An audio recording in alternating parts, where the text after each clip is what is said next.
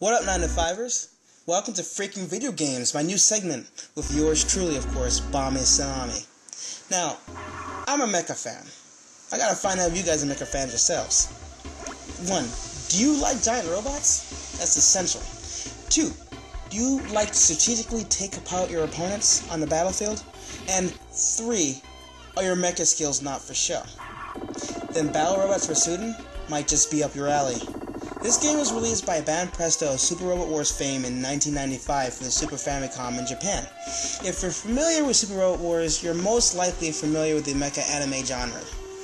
BRR features a relatively small roster in comparison to its cousin Super Robot Wars, and several of the mecha come from the 80s and early 90s. Some of these mecha shows that are featured are, of course, Mobile Suit Zeta Gundam and Char's Counterattack, Heavy Metal Elgine, Aura Battler Dunbine, Sabungle, Zanba 3, and Daiturn 3. The game is menu-based when not in combat.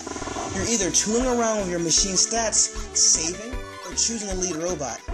Beyond that, the game is split into 2 parts. An overworld map where you have a battleship, you move your capital ship and your mecha from point to point, and when you encounter an enemy, you're brought to a second map, where you and your platoon of flunkies engage the enemy.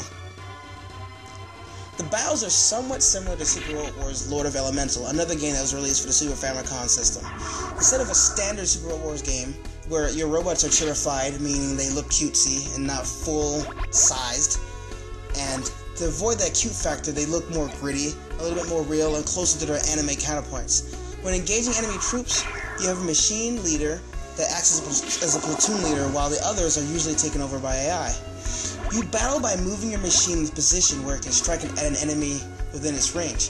Some robots, like the RX-93 New Gundam, have options where they can attack from a distance and engage in close combat, while some units, like the Sabungle, are regulated to close combat situations.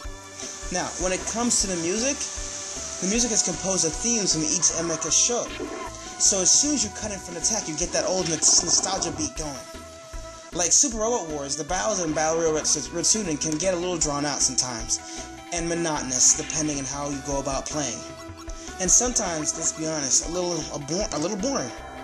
The language barrier can be frustrating at times, but if you're familiar with Super Robot Wars, you'll quickly figure out what's what.